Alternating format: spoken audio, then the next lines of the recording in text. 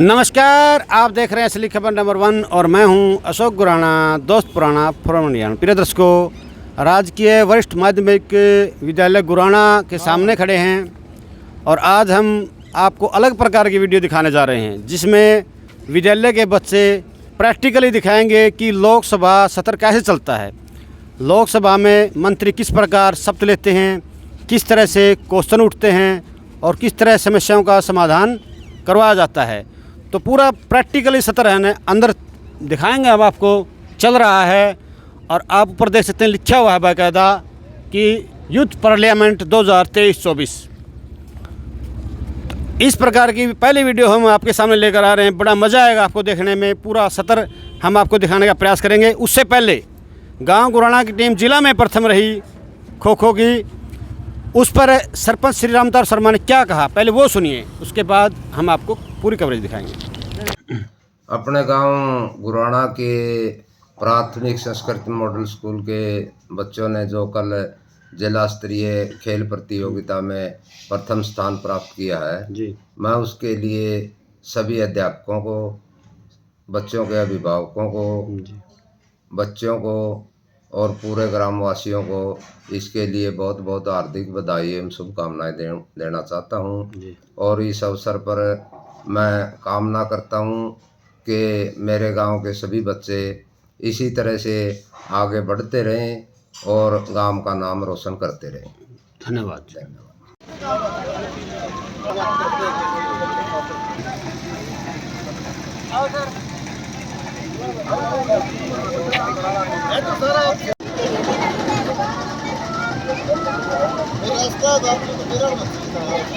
शहीदों को नमन करते हुए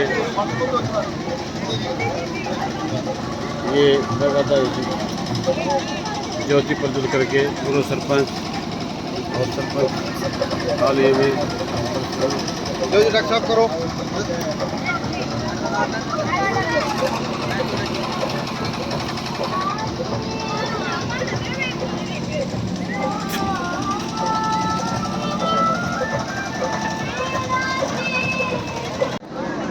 आपसे थोड़ी देर बाद लोकसभा का सत्र शुरू होगा। बच्चे प्रैक्टिकल रूप से बताएंगे कि किस तरह से दी जाती है, किस तरह से पार्लियामेंट में इस तरह से पार्लियामेंट का ये सदन है सजाया हुआ है। यहाँ लोकसभा अध्यक्ष बैठेंगे, विदेशी प्रतिनिधिमंडल साइड में और राष्ट्रपति के मेहमान साइड में, और इधर हम आपको दिखाना चाहूँगा, ये इधर से बिल्कुल प्रधानमंत्री जी, गृह मंत्री और अन्य जो मंत्री हैं इस साइड में, पक्ष और विपक्ष इस साइड में बैठेगा, और जो डिप्टी स्पीकर है वो हमारे नीचे कैमरे के नीचे, और साथ में वो पीछे जनता और उस साइड जनता। और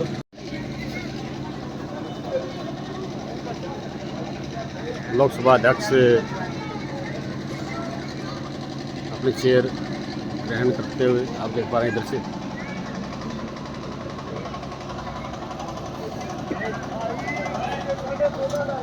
और दोनों पक्ष यानी सत्ता पक्ष और विपक्ष संसद के हार्दिक अभिनंदन करते हैं।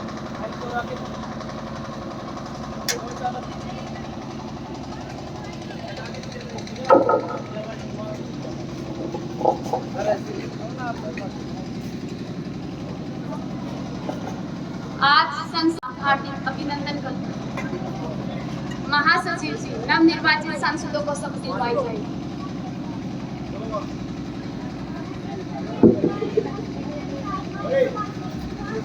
हमारी आंचल को संसद की सदस्यता ग्रहण करने के लिए आमंत्रित करती हूँ।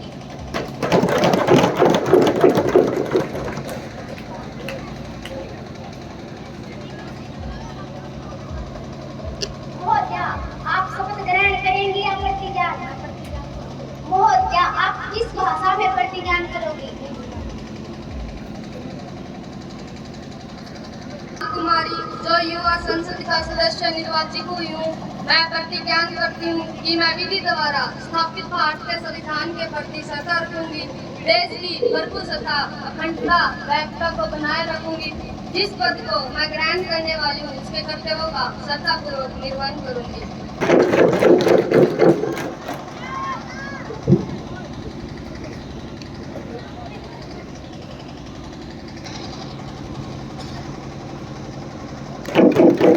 ग्रहण करने के बाद सिग्नेचर करते हुए और गड़गड़ाहट तालियों और पीछे जनता बैठी है। इस साइड आप देख रहे हैं जनता। मैं संसदीय निर्वाचन क्षेत्र अम्बाला लोकसभा से निर्वाचित युवा सांसद कुमारी ज्योति को संसद की सदस्यता ग्रहण करने के लिए आमंत्रित करती हूँ।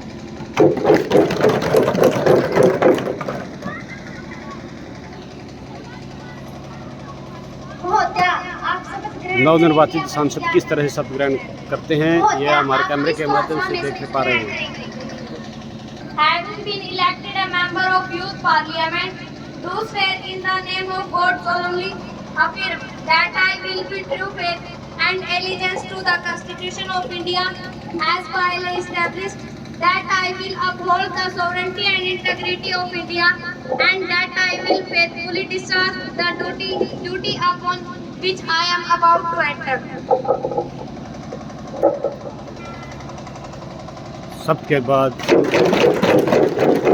अध्यक्ष जी से मिलते हैं लोकसभा अध्यक्ष।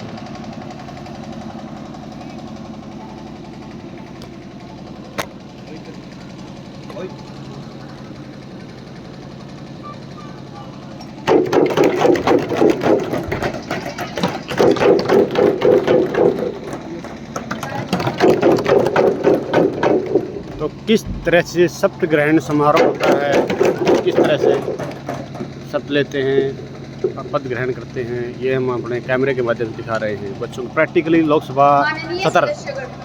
क्योंकि आज हम 2 महीने पश्चात मिल रहे हैं, इसलिए यह मेरा कर्तव्य है कि मैं आप सभी को श्री रामलाल जी जो इस सदन के सम्मानित सदस्य थे के दुखद निधन की सूचना दूं। दिनांक 14 अगस्त 2023 को लंबी बीमारी के पश्चात उनका अचानक निधन हो गया। उनके आकस्मिक निधन पर मैं उनके परिवार के प्रति गहरी संवेदना प्रकट करती हूँ और श्रद्धांजलि अर्पित करती हूँ। उनके निधन से सदन ने एक महत्वपूर्ण नेता खो दिया। उनका जन्म 26 मई इंसान परिवार से संबंध रखते थे। उन्होंने गांव के सरपंच से संसद के सदस्य तक का सफर तय किया। वे साइंस और टेक्नोलॉजी मंत्री बने। साथ ही जम्मू कश्मीर में हुए आतंकवादियों से रोमाले चलते भारतीय सेना के 4 अधिकारियों को लोकसभा अध्यक्ष अपने मन से संबोधित करते हुए अपनी श्रद्धांजलि अर्पित करती हूँ। दिवंगत नेता एक लीडर व सर्वोच्च छवि के नेता थे। प्रधानमंत्री विकास में उनका बोलते अतुल्य हुए योगदान रहा। उन्होंने न केवल राजनीति बल्कि व्यक्तिगत व सामाजिक जीवन में भी उच्च आदर्शों का पालन किया। वे मेरे आदर्श थे। आने वाली पीढ़ियों को उनका प्रभावशाली व्यक्तित्व हमेशा मार्गदर्शन करता रहेगा। मैं उनके निधन पर उनके परिवारजन के लिए गहरी संवेदना प्रकट करती हूँ। साथ ही भारतीय सेना के महान सपूत परिवारजनों के लिए गहरी संवेदना प्रकट करती हूँ। रिस्पेक्टेड मैडम, मैं आप और सदन के नेता द्वारा अर्पित की गई श्रद्धांजलि में अपने को भी संयोजित करती हूँ। श्री रामलाल के आकस्मिक निधन पर मैं व्यक्तिगत रूप से दुखी हूँ। श्री रामलाल के साथ एक साथी के रूप में कार्य करने का मेरा सौभाग्य एवं अनुभव रहा है। नेता प्रतिपक्ष से कोमल स्वभाव के कारण सभी के प्रिय थे। उनके सौ न जताते हुए रहने से देश और सदन ने एक बहुत अच्छा सामाजिक, राजनीतिक और सार्वजनिक कार्यकर्ता को खो दिया है। मैं अपनी पार्टी व समूचे विपक्ष की तरफ से उन्हें भावभीनी श्रद्धांजलि अर्पित करती हूँ और भगवान से प्रार्थना करती हूँ कि परमात्मा उनकी आत्मा को शांति प्रदान करे। और साथ ही भगवान से प्रार्थना यह भी है कि भारतीय सेना के अधिकारियों के परिवारजनों को यह दुख सहन करने की शक्ति दे। रामलाल जी के शोक में मौन दान करते हुए पक्ष और विपक्ष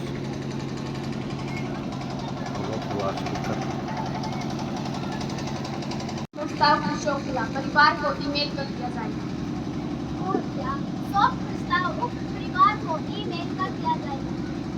माननीय नेता सदन, आप अपने मंत्रिमंडल के नए मंत्रियों का परिचय करवाएं। अध्यक्ष महोदया, संसदीय मंत्री कुमारी डिम्पल, समाज कल्याण मंत्री कुमारी मनीषा।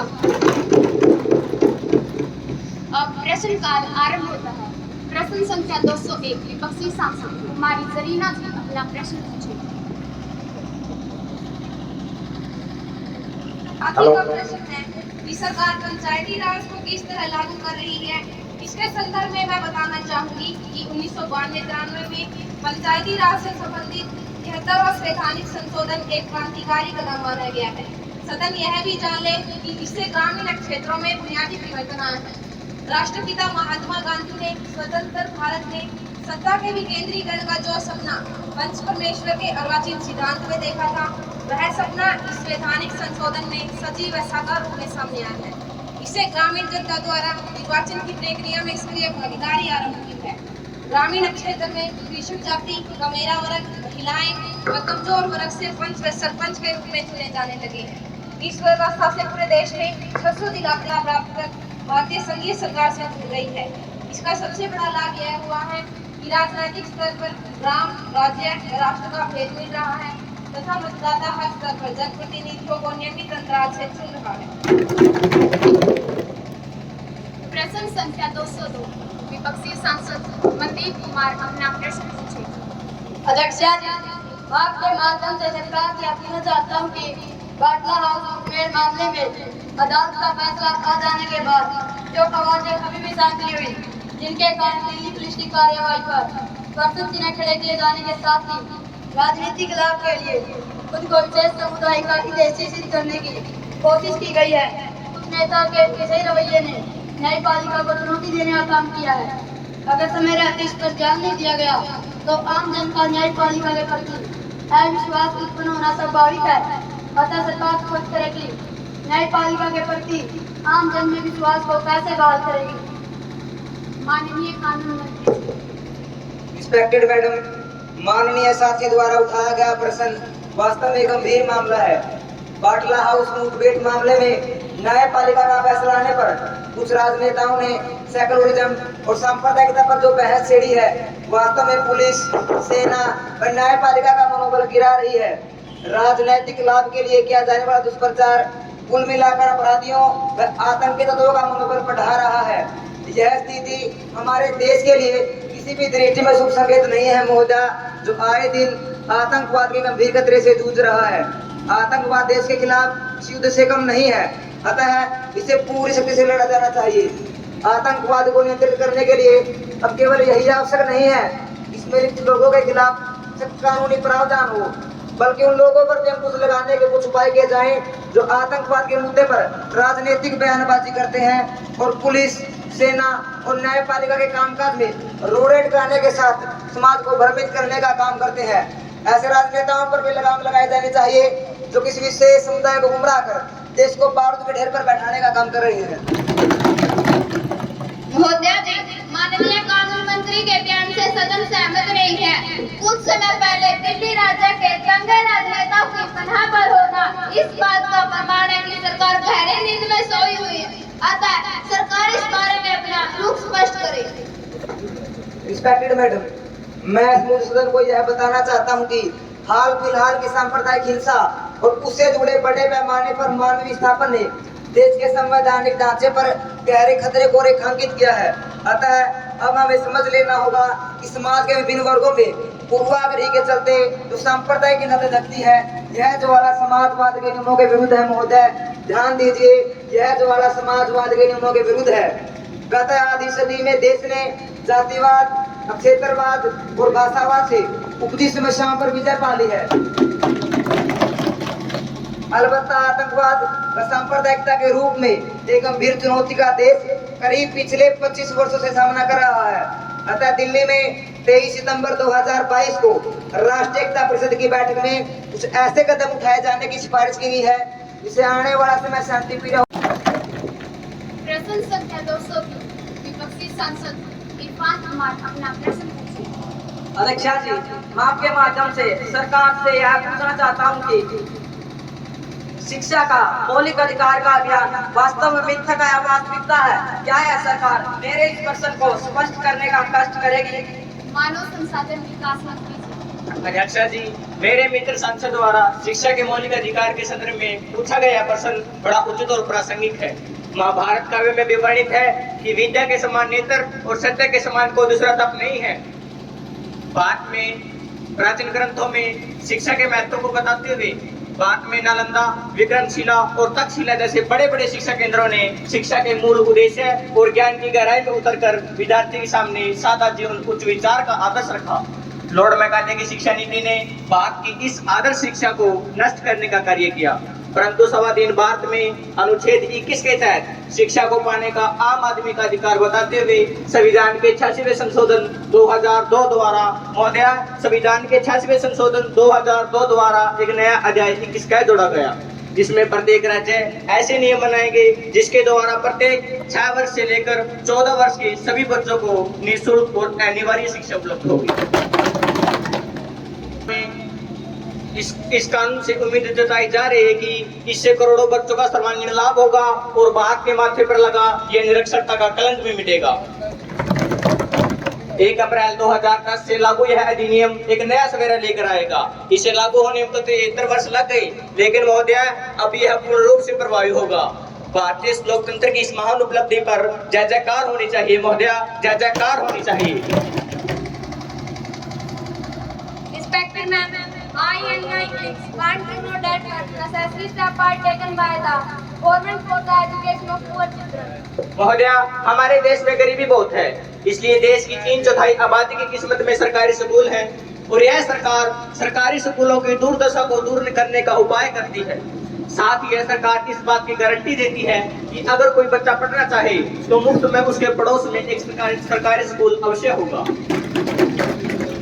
महोदया, समाज में बराबरी और विकास लाने की जिस भावना के तहत शिक्षा को मौलिक अधिकार बनाया गया है, उसे पाने के लिए गुणवत्ता के फर्क को मिटाना होगा। महोदया, उसे पाने के लिए गुणवत्ता के फर्क को मिटाना ही होगा, जिसे सभ्य समाज की स्थापना का मार्ग बनेगा और यह अधिकार केवल कागजी अधिकार बनकर न रह जाए। इसके लिए मुझे पूरे सदन और समस्त नागरिकों के सहयोग की आवश्यकता होगी।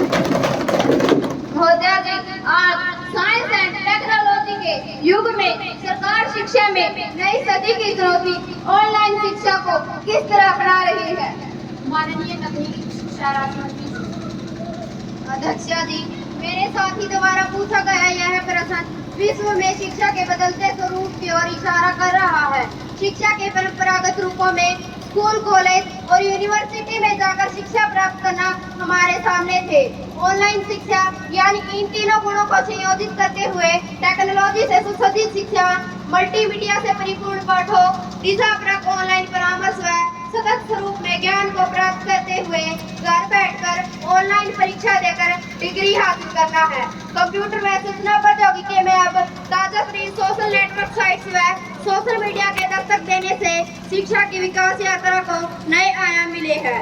महोदया, विश्व में शिक्षा के बदलते स्वरूप के चलते पर यदि लगन के साथ विश्वास किया जाए तो कोई भी विद्यार्थी किसी भी विषय में महारत हासिल कर सकता है।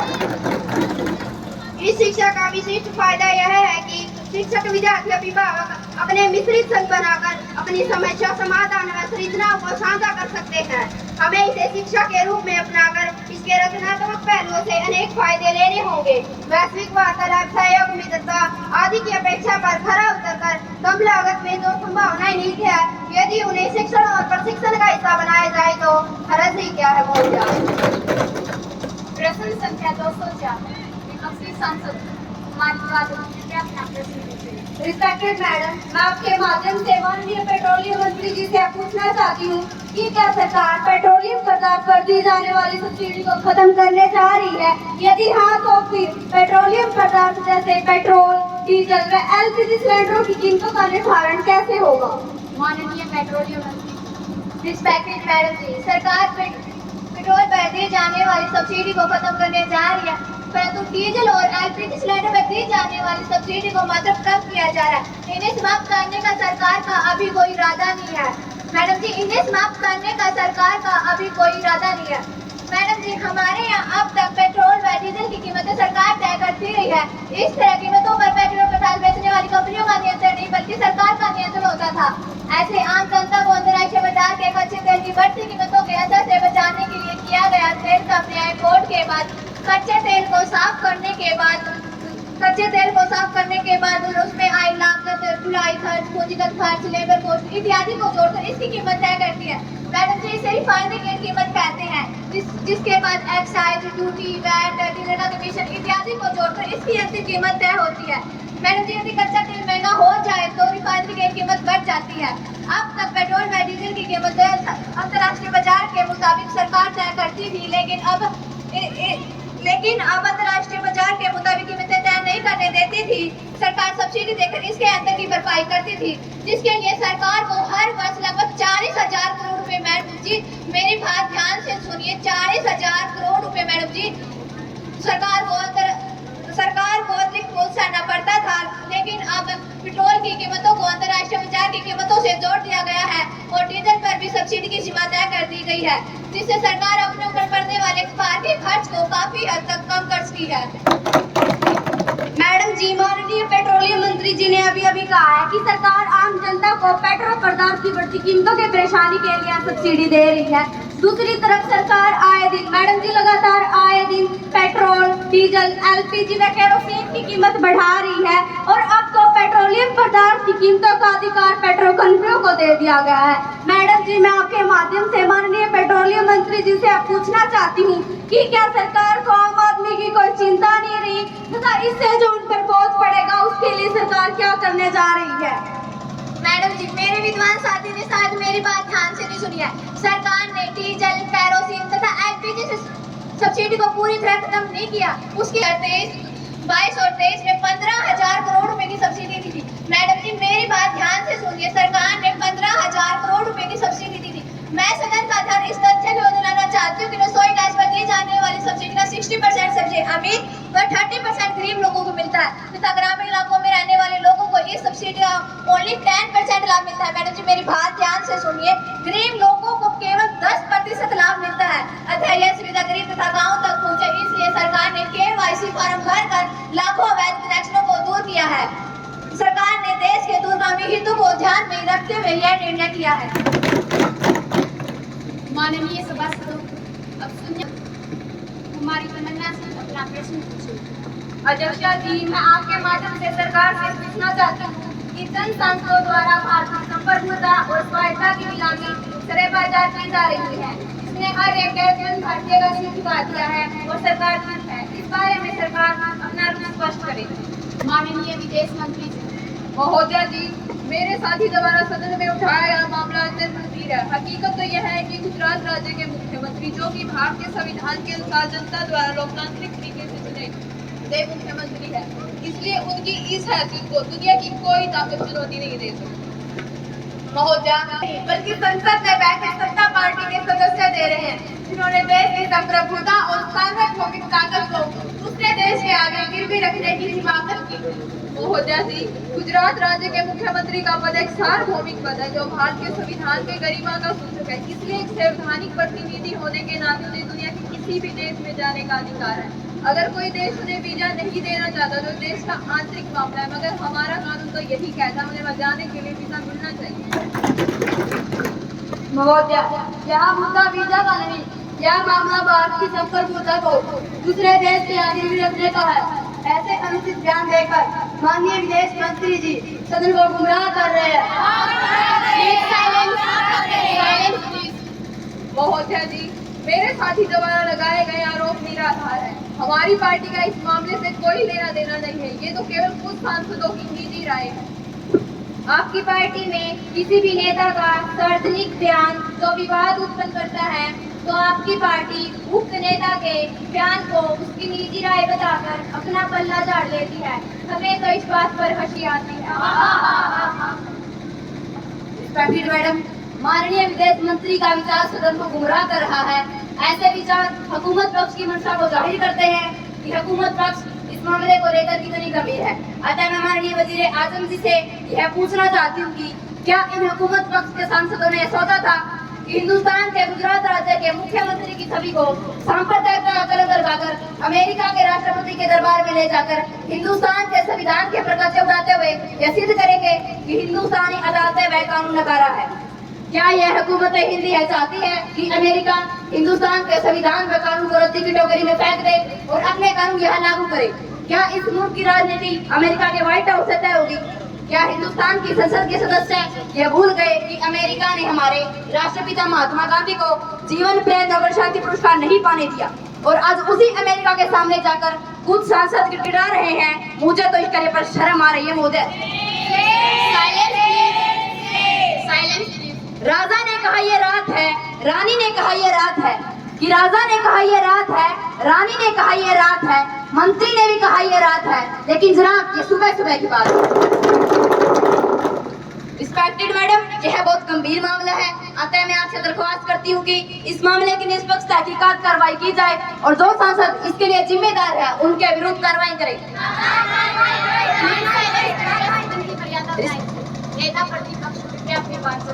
रिस्पेक्टेड मैडम, मैं जानती हूँ कि सदन का वक्त कितना कीमती है और इसे व्यर्थ जाया करने का मेरा कोई इरादा नहीं है, परंतु इससे ज्यादा कीमती देश की संप्रभुता है। आज इस कार्य ने हर एक आवाम का सिर झुका दिया है, अतः आज माननीय वजीर आजम जी सदन को इस बारे में जवाब देना ही होगा।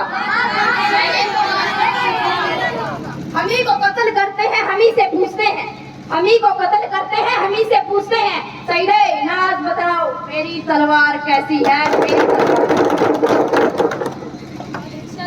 शून्यकाल के दौरान मेरे मंत्री द्वारा दिए गए बयान से विपक्षी सांसद में जो असंतोष उपजा तथा सदन की जो भावना आहत हुई है, उसके लिए वे सरकार की ओर से खेद प्रकट करती है। जहाँ तक भारत की संप्रभुता और स्वायत्तता को नीलाम करने की बात है, महोदय हम ऐसा नहीं होने देंगे, महोदय हम ऐसा नहीं होने देंगे। जिन सांसदों ने भारत के संविधान व वहाँ की संविधान का मजाक उड़ाया है, बल्कि भारत की संप्रभुता और लोकतंत्र पर प्रश्न चिन्ह लगाया है, उन सभी के खिलाफ कठोर कार्यवाही की जा रही है। ध्यान दीजिए महोदय, इसके लिए एक सर्वदलीय अनुशासन कमेटी को गठित कर दिया गया है। मैं आपको आश्वासन देती हूँ कि दोषी सांसद कितने भी प्रभावशाली क्यों न हो, उन्हें बख्शा नहीं जाएगा। जनाब सदन, उन्हें बख्शा नहीं जाएगा। महोदय, भारत विश्व का सबसे बड़ा लोकतांत्रिक देश है तथा हमारे यहाँ बहुदलीय शासन प्रणाली है। इसके चलते राजनीतिक मतभेदों का होना लाजमी है, मगर इसका मतलब यह नहीं कि हम फैसला किसी दूसरे देश से करवाएंगे। गुजरात राज्य भारत का अभिन्न अंग है तथा गुजरात राज्य में लोकतांत्रिक तरीके से चुनी हुई सरकार व वहाँ के नागरिकों के संवैधानिक अधिकारों की रक्षा करना केंद्र सरकार का कर्तव्य है। इसी कर्तव्य को निभाते हुए मैं पहले भी सदन में स्पष्ट कर चुकी हूँ कि अमेरिका को लोकतांत्रिक तरीके से चुने हुए प्रतिनिधि को वीजा प्रदान करना चाहिए। मैं सदन को बता दूं कि भारत में यात्रा पर आए अमेरिकी उपराष्ट्रपति से हमारे विदेश मंत्रालय ने इस बारे में वार्तालाप की है तथा सकारात्मक रूप सामने आए हैं। मैं सदन को बता दूं कि हमारे अमेरिका ने अपनी वीजा नीति में परिवर्तन के संकेत दिए हैं। अब विपक्षी दल के सदस्य हमारी प्रीति से अपना ध्यानाकर्षण प्रस्ताव सदन में रखें, जिसकी तारीख पहले से ही।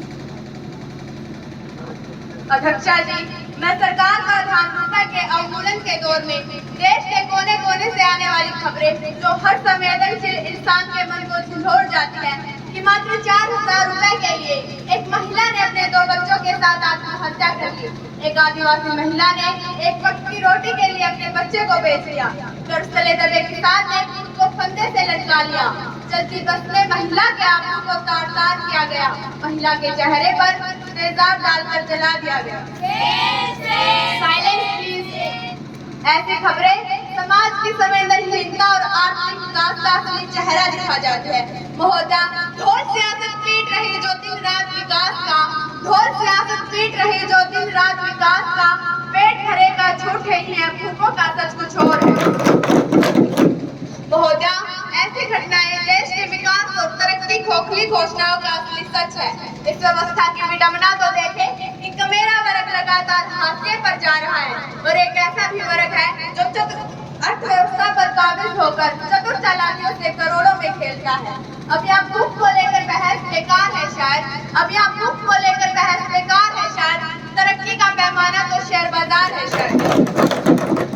महोदय, क्या सरकार आज जिला संसद को यह बताने का कष्ट करेगी कि दिन प्रतिदिन बढ़ती आर्थिक विषमता और इस समाज के शाप को बदलने के लिए सरकार क्या कदम उठा रही है? माननीय गृह मंत्री जी, अध्यक्ष महोदय, मेरे विपक्षी साथी ने जो मुद्दा आज इस सदन में उठाया है वास्तव में एक गंभीर मसला है। आज समाज में पश्चिम की तर्ज पर जो जीवन शैली विकसित हो रही है वह बड़ी चिंता की बात है। आत्म केंद्रित होती युवा पीढ़ी तब तक अपने सामाजिक सरोकार से नहीं जुड़ेगी, तब तक समाज में लोग अभाव में मौत को गले लगाते रहेंगे। यह सब ठीक नहीं है। वास्तव में गरीब अभावग्रस्त इसलिए है कि आर्थिक संसाधनों का वितरण असमान है, साधनों के वितरण में न्याय नहीं है, आर्थिक विषमता लगातार सामाजिक असंतोष का कारण बनती जा रही है। कई दशकों से रोटी, कपड़ा और मकान देने के नारे लग रहे हैं, लेकिन आज किसी के पास 2 दूध की रोटी नहीं है, किसी को 7 पीढ़ी की चिंता है। कोई व्यक्ति यहाँ आत्महत्या नहीं करना चाहता, कोई व्यक्ति यहाँ गरीब नहीं रहना चाहता, सम्मान में जीना हर नागरिक चाहता है। फिर भी इस युवा की हम वादों में नहीं, चुनाव में नहीं, हकीकत में समाज के अंतिम व्यक्ति के चेहरे पर मुस्कान ला सके। बहुत करीब है अब इंकलाब आने को, बहुत करीब है अब इंकलाब आने को, बता रहे हैं सबके जोश और तेवर इस जमाने को। अपने हाथों में पतवार संभाल ली जाए, अपने हाथों में पतवार संभाल ली जाए, तो मुमकिन है कि यह नाव बचा ली जाए। मैं समझती हूँ कि मेरे विपक्षी साथी ने जो चिंता इस सदन में व्यक्त की है, आज यह सदन और सारा देश उनकी भावनाओं को दुरुस्त करने को आगे आएगा और समाजीकरण को मजबूत और विषमता की खाई को पाटने का काम करेगा। विपक्षी सांसद तमन्ना सिंह काम रोको प्रस्ताव पेश करें। अध्यक्षा जी, मैं काम रोको प्रस्ताव के माध्यम से सदन का ध्यान एक अति महत्वपूर्ण विषय की तरफ दिलाना चाहती हूँ। मेरा विषय है योजना आयोग द्वारा गरीब को परिभाषित करना। कृपया अध्यक्षा जी मुझे काम रोको प्रस्ताव के लिए अनुमति दी जाए। आप इस बारे में क्या कहना चाहते हैं? अध्यक्षा जी, कुछ दिन पहले नीति आयोग ने भारत में गरीब को परिभाषित कर उनकी संख्या घटने का दावा किया है। मुझे लग रहा है सरकार आर्थिक उदारीकरण के दौर में गरीब को गरीब बनाने से डर रही है, या फिर सरकारी आंकड़ों में गरीबी नहीं गरीब को घटा रही है। यही नहीं माननीय सरकार पर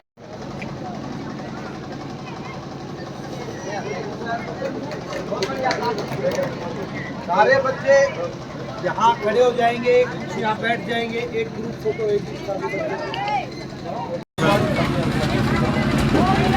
यूथ पार्लियामेंट का कार्यक्रम का आयोजन किया गया राजकीय वरिष्ठ माध्यमिक विद्यालय गुराना में।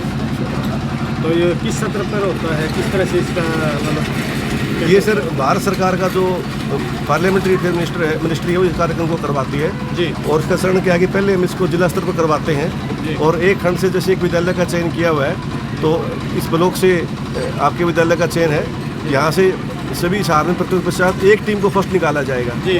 उसके पश्चात कमिश्नरी लेवल पे होता है और उसके पश्चात स्टेट लेवल पे होता है और उसके पश्चात नेशनल लेवल पे होगा, नेशनल स्तर पर। हाँ, ये कार्यक्रम होता है। और इसके अलावा भी क्या करता है जो पार्लियामेंट्री अफेयर मिनिस्ट्री है, वो मान लीजिए कि कोई गांव के अंदर युवा क्लब है या कोई संस्थान है, वो ये चाहते हैं कि अपने लेवल पर हम यूथ पार्लियामेंट करवाना चाहते हैं। उनको केवल क्या होता है कि जो यूथ पार्लियामेंट का एक पोर्टल बना हुआ है, उस पर अगर वो अप्लाई करेंगे तो उनके पास ऊपर से टीम आएगी, उनका कार्यक्रम देखेगी और जाएगी। यानी कोई भी इस कार्यक्रम में इनरोलमेंट कर सकता है, लेकिन विद्यालय स्तर और यूनिवर्सिटी स्तर पर जो प्रतियोगिता होती है वो गवर्नमेंट लेवल पर होती है। केवल गवर्नमेंट स्कूल? हाँ, स्कूल में होती है, यूनिवर्सिटी में भी होती है। गवर्नमेंट स्कूल इसमें इसी से केवल गवर्नमेंट स्कूल आते हैं इसके अंदर। इसका क्या आउटपुट रहता है? इसका आउटपुट ये होता है, जो बच्चे होते हैं इस कार्यक्रम में मोस्टली 9वीं से 12वीं के बच्चे लेते हैं, और जो हमारी लोकतांत्रिक प्रणाली है उसके बारे में जानकारी देना, किस प्रकार कानून बनते हैं, क्योंकि वो हमारे भावी मतदाता है।